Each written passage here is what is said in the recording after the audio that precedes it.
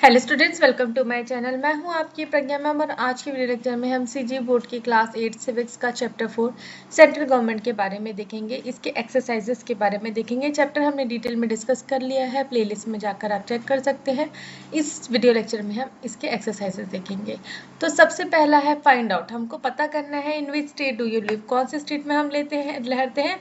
I live in Chhattisgarh, मैं Chhattisgarh state में रहती हूँ। Next is who is the chief minister of your state. तो हमारे जो स्टेट है छत्तीसगढ़, वहाँ के चीफ मिनिस्टर कौन है? The chief minister of Chhattisgarh is Vishnudeo Sai.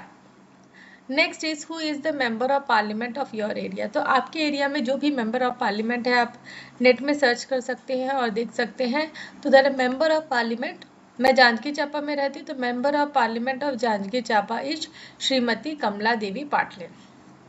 Next is, do the members of parliament take interest in solving the problems of your area and how? है ना, कैसे जो है आपके जो एरिया के मेंबर ऑफ पार्लियामेंट एमपी है वो आपके प्रॉब्लम्स को सॉल्व करने की कोशिश करते हैं। तो yes, member of parliament MPs help solve problems of in their areas. तो जो भी मेंबर ऑफ पार्लियामेंट वो अपने एरिया में कैसे सॉल्व करते हैं प्रॉब्लम? तो MPs use government money to improve roads, school, hospitals and other services. तो जो भी एमपी है आपके एरिया के, वो क्या करते हैं, जो गवर्नमेंट से उनको मनी प्रोवाइड होता है उससे वो यूज़ करते हैं रोड्स बनाने के लिए, रोड्स की इंप्रूवमेंट करने के लिए, स्कूल्स, हॉस्पिटल बनाने के लिए और अदर सर्विसेज के लिए। They work with local government officers to fix problems like water supply, electricity and cleanness. और वो जो लोकल गवर्नमेंट है वहाँ उनके साथ मिलके जो भी प्रॉब्लम्स है वाटर सप्लाई की, इलेक्ट्रिसिटी और क्लीननेस मतलब साफ सफाई की, उसको वहाँ पे टैकल करते हैं। मीन्स वहाँ पे वो उनके साथ मिलके उन चीज़ों को सुधारते हैं। Next is what is central government, name the different governing bodies of the government. तो सेंट्रल गवर्नमेंट क्या होता है, जैसे कि हमने चैप्टर में देखा, जो गवर्नमेंट पूरे इंडिया को कंट्रोल करती है, पूरे इंडिया के लिए काम करती है, उसे ही सेंट्रल गवर्नमेंट कहा जाता है, जिसका हेड ऑफिस दिल्ली है। ठीक है, तो दिल्ली से जो गवर्नमेंट ऑफिस ऑपरेट होती है उसको दिल्ली गवर्नमेंट ऑफ दिल्ली भी कहा जाता है। तो आंसर ये है, the government which look after matters like postal, banking, railway service etcetera and also maintain law and order of the country. तो जो गवर्नमेंट सारे मैटर्स जैसे कि पोस्टल हो गया, बैंकिंग, रेलवे सर्विस हो गया, गवर्नमेंट स्कूल्स हो गए, ये सारी चीज़ों को मेंटेन करती है, लॉ एंड ऑर्डर मेंटेन करती है कंट्री पे, तो ऐसी गवर्नमेंट को सेंट्रल गवर्नमेंट कहा जाता है। This government is called central government. This government does it work for the country from capital city Delhi. तो दिल्ली के जो कैपिटल सिटी है वहाँ से ये काम करती है, वहाँ से ऑपरेट करती है। देयरफॉर कॉमनली इसको क्या कहा जाता है, गवर्नमेंट ऑफ दिल्ली भी कहा जाता है। तो इसके अंतर्गत कौन कौन आता है? President, vice president, council of minister led by prime minister, parliament जो होता है Lok Sabha and Rajya Sabha, supreme court of India, ये इसकी प्राइमरी गवर्निंग बॉडी है। ठीक है, ये हमने चैप्टर में डिस्कस कर लिया था। जब हमने चैप्टर डिस्कस किया तो हम ये सारी चीज़ों को देख चुके हैं। तो what do you know about countries parliament. तो हमारी कंट्री इंडिया के पार्लियामेंट के बारे में आप क्या जानते हैं? तो president and both the houses, that is Lok Sabha and Rajya Sabha. ठीक है, प्रेसिडेंट और उसके साथ जो लोकसभा और राज्यसभा होते हैं इनको पार्लियामेंट कहा जाता है। लोकसभा एंड राज्यसभा जो है वो क्या करती है, लॉज प्रिपेयर करती है। ठीक है, वो लॉज प्रिपेयर करती है जिसमें प्रेसिडेंट का साइन कंपलसरी होता है। ठीक है, तो हमने देखा था चैप्टर में एक बिल पास होता है। ठीक है, जो कि पास एक बिल प्रस्तुत किया जाता है जो कि लोकसभा और राज्यसभा से पास होता है, और जब प्रेसिडेंट उसको साइन कर देता है तब वो एक लॉ बन जाता है। तो which government body work as the law maker of the country. तो कौन सी गवर्नमेंट बॉडी है जो लॉ मेकर का काम करती है, हमारे कंट्री में लॉ बनाने का काम करती है। The laws which are made in the parliament, it's responsibility to एंटैक दिस लॉ और पार्लियामेंट्री वर्किंग कमेटी। तो जो पार्लियामेंट्री वर्किंग कमेटी है उनका काम है लॉज बनाना। ठीक है, it is important governing body. तो इम्पॉर्टेंट गवर्निंग बॉडी भी है हमारे कंट्री की। The head of this committee is president, और इसके हेड कौन होते हैं? प्रेसिडेंट होते हैं। But the actual decision of these works are been taken by the cabinet minister under the leadership of prime minister। तो जो actual decisions हैं ये सारी चीज़ों के, ये कैबिनेट मिनिस्टर्स के साथ में प्राइम मिनिस्टर जो है वो लेते हैं। Next is describe about 4 important powers of president.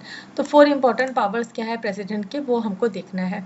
ठीक है, 4 important powers of president are, तो सबसे पहला पावर होता है प्रेसिडेंट जो है वो अपॉइंट करता है जितने भी गवर्नर्स है स्टेट के, उनको स्पीकर हो गए लोकसभा राज्यसभा के, चीफ इलेक्शन कमिश्नर हो गया, चीफ जस्टिस हो गए सुप्रीम कोर्ट के, हाई कोर्ट के, चेयरमैन हो गया यूपीएससी सर्विस कमिश्नर के, एक्सेट्रा। जो भी हेड्स हैं अलग अलग डिपार्टमेंट के, वो अपॉइंट करते हैं president. Next, president is the chief in command of all defence forces. तो जो तीनों डिफेंस फोर्सेस है हमारी कंट्री में, उसके चीफ कौन होते हैं? प्रेसिडेंट। ठीक है, ठीक है। तो तीन डिफेंस फोर्सेस क्या होते हैं? एक तो आपका नॉर्मल जो आर्मी हो गया, ठीक है, next is navy, next is air force. ठीक है, तीन डिफेंस फोर्सेस है हमारी कंट्री में। Next is the president can declare war with other countries, he can also take part and make argument with other nation। तो प्रेसिडेंट चाहे तो अगर किसी भी कंट्री के साथ मतभेद हो रहा है तो उसके साथ वॉर की स्थिति मतलब उससे लड़ाई छेड़ सकता है, और अगर कोई आर्ग्यूमेंट हो रहा है अदर नेशन में तो वहाँ पे भी वो पार्ट ले सकते हैं। Next is president has power to give forgiveness. तो प्रेसिडेंट के पास ये भी पावर होता है कि अगर कोई केस सुप्रीम कोर्ट तक पहुँचा, जैसे कि हमने केसेस जो कोर्ट केसेस के बारे में हमने डिस्कस किया था, तो कोई भी केस सुप्रीम कोर्ट तक पहुँचा, उसको सजा दिला दे दी गई है, जैसे कि फांसी की सजा हो गई, और अगर वो प्रेसिडेंट के पास एक माफ़ीनामा भेजते हैं और प्रेसिडेंट उसको अप्रूव कर देते हैं तो उनकी फांसी की सजा खारिज हो जाती है। Next is why was the responsibility of law making given to the parliament. तो पार्लियामेंट को क्यों ये लॉ मेकिंग का काम दिया गया है? The responsibility of lawmaking given to the parliament because the representative who were elected by us keep in mind the welfare of us and they make the law। तो जो हमने प्रतिनिधि, जो MPs हमने चुने हैं, वो लोकसभा में प्रस्तुत रहते हैं और वो जानते हैं कि हमको क्या चाहिए, हमारा अच्छाई क्या है। तो वो रिस्पॉन्सिबिलिटी इसलिए पार्लियामेंट को दी गई है क्योंकि वहाँ पे जितने लोग हैं वो अपने अपने एरिया, ठीक है, जैसे हमारे एरिया के कोई MP है, अदर कोई पर्सन के, तो वो जानते हैं कि हमारा वेलफेयर क्या है, कॉमन पीपल के लिए क्या जरूरी है। Next is who appoint the prime minister and cabinet minister. तो प्राइम मिनिस्टर और कैबिनेट मिनिस्टर को कौन अपॉइंट करता है? द प्रेसिडेंट ऑफ इंडिया जो है वो अपॉइंट करते हैं प्राइम मिनिस्टर और कैबिनेट मिनिस्टर को। Next is what are the rights and power of supreme court. Supreme court के क्या राइट्स और पावर्स हैं? तो the rights and powers of supreme court are, first is preliminary rights. तो उसके अंदर क्या आता है? The following cases can be heard in supreme court. तो सबसे पहले आता है cases between central government and state government. कोई भी कंट्रोवर्शियल केस है जो कि दो स्टेट्स के बीच में है, कोई भी केस है जिसमें फंडामेंटल राइट्स जो सिटीजन का वो क्या हुआ है, वायलेट हुआ है। Next is right to appeal. The court has right to appeal against the decision given by high court. अगर हाई कोर्ट में कोई डिसीजन आया है, ये हमने इसके बाद वाला जो चैप्टर है ये सब चीज़ें उसमें भी डिस्कस की है। तो जो कोर्ट में कोई मतलब कोई डिसीजन ले लिया हाई कोर्ट ने, तो उसको वो चैलेंज करना चाहता है, जो जिसको भी सजा सुनाई गई है वो उसको चैलेंज करना चाहता है, तो वो सुप्रीम कोर्ट में उसका लॉयर जो है उसके लिए अपील कर सकता है। Next is right to consult. According to 8, president can consult supreme court for some matters related to public importance और law, but it can not compel the president to follow इस consultation. तो अगर president चाहे तो supreme court कुछ matters में उनको सलाह दे सकता है, लेकिन ये जरूरी नहीं है कि प्रेसिडेंट उसके जो कंसल्टेशन है उसको फॉलो करे। Next is the most interesting question of the topic.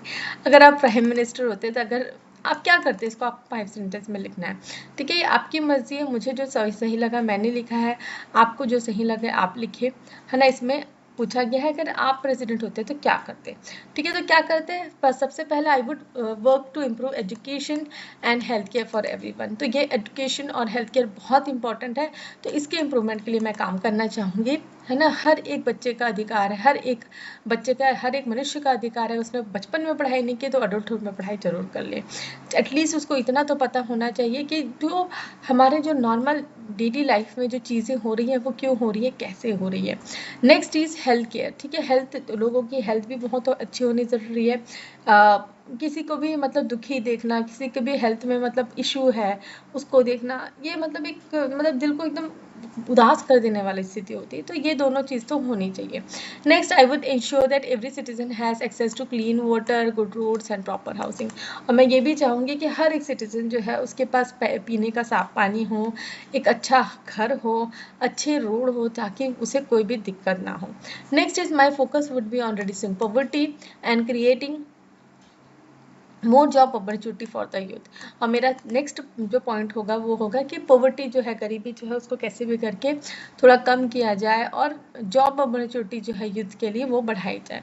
Next is I would take strict action against corruption and make the government more transparent. तो मैं बिल्कुल मतलब जो करप्शन है, ठीक है, जो करप्शन है उसके खिलाफ मैं बिल्कुल मतलब एक स्ट्रिक्ट एक्शन लेना चाहूँगी और ये भी करूँगी कि गवर्नमेंट जो भी काम करता है वो ट्रांसपेरेंट में, मतलब जो भी गवर्नमेंट काम कर रही है वो आम जनता को पता हो। Next is lastly I would promote peace and unity among all peoples to make the country stronger and happier.